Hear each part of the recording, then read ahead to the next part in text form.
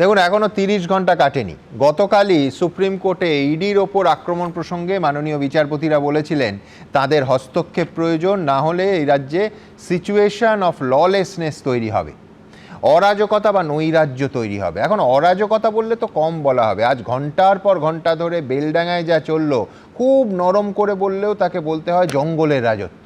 টানা 6 ঘন্টা ধরে জাতীয় সড়ক অবরোধ, উত্তরবঙ্গ এবং দক্ষিণবঙ্গকে কার্যত বিচ্ছিন্ন করা, ঘন্টার পর ঘন্টা রেল অবরোধ, তাড়া করে মহিলা সাংবাদিককে মেরে রক্তাক্ত করা, চিত্র সাংবাদিকের মেরে মাথা ফাটিয়ে দেয়া, এবং আক্রান্ত সাংবাদিকরা যখন নীরব দর্শকের মতো দাঁড়িয়ে থাকা পুলিশ বাহিনীর কাছে সাহায্য চাইছে, অভিযোগ পুলিশ বিন্দুমাত্র সাহায্য করেনি।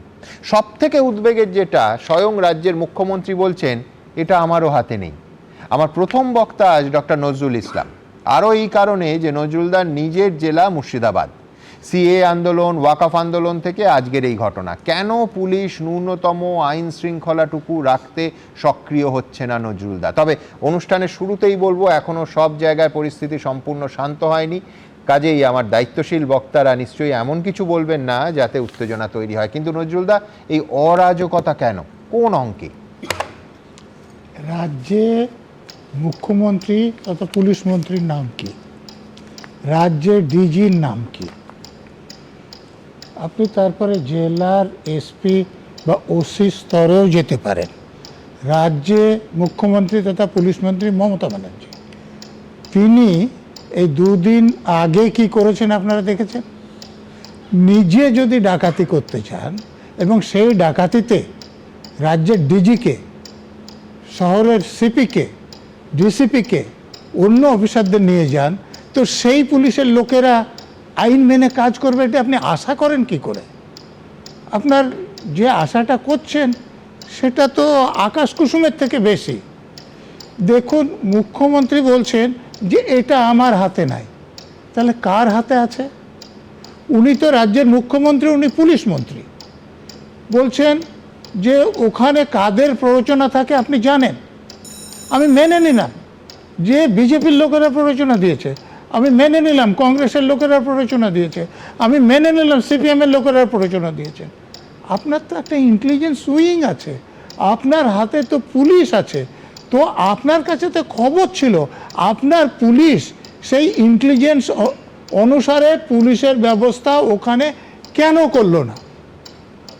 জাতীয় সড়ক অবরোধ করে এতক্ষণ থাকবে, রেল লাইন অবরোধ করে এতক্ষণ থাকবে, আর আপনি বলছেন আমার হাতে কিছু নেই। তাহলে আপনি রেজিগনেশন দিয়ে দিন।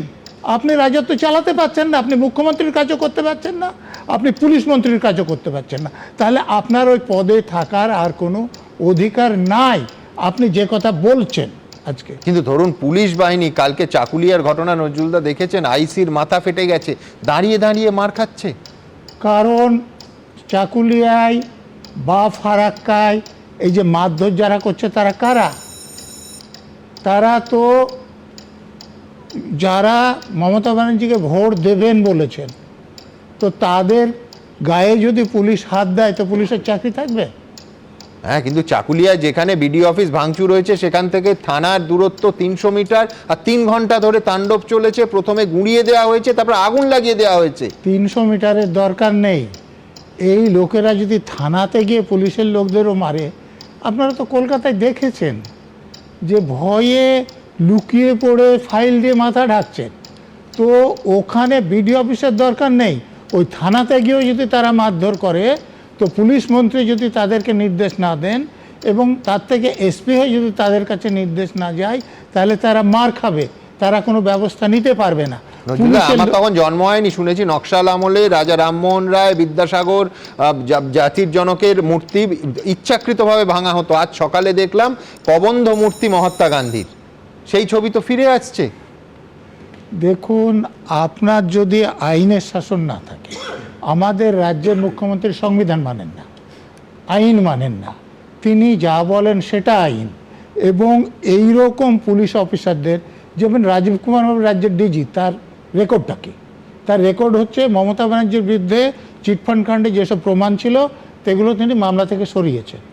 সরিয়ে নষ্ট তো করে দেননি, মমতা ব্যানার্জির বিরুদ্ধে দরকার হলে ব্যবহার করতে পারবে, যার জন্য রাজীব কুমার আজকে ডিজি। সেই রকম পুলিশ কমিশনারকে দেখুন, রাজ্যে যাদেরকে এসপি করা হচ্ছে তারা কারা, থানা যাদের ওসি করা হচ্ছে তারা কারা। তো এই মোসাহেব আপনি পুলিশ অফিসারদের দিয়ে যদি মনে করেন যে তারা ল অ্যান্ড অর্ডার সামলাবে, তারা ব্যবস্থা নেবেন, তাহলে ভুল করছেন। পুলিশকে নিরপেক্ষভাবে কাজ করতে দিতে হবে, আইন অনুসারে কাজ করতে দিতে হবে, দক্ষতার সঙ্গে কাজ করতে দিতে হবে। আপনি যদি চান পুলিশ আমার হয়ে কাজ করবে, আমার সঙ্গে গিয়ে ডাকাতি করবে, আমার সঙ্গে গিয়ে চুরি করবে, আমার হয়ে কাজ করবে, তাদেরকে দিয়ে কাজের সময় কাজ আপনি পেতে পারেন না। এই মোসাহেব জহুজুর পুলিশ অফিসাররা কখনো এফেক্টিভ হতে পারে না। এরা লাভের চেয়ে রাজনৈতিক শাসক দলেরও ক্ষতি বেশি করে এবং সেটাই এখন হচ্ছে। এবিপি আনন্দ, এগিয়ে থাকে, এগিয়ে রাখে।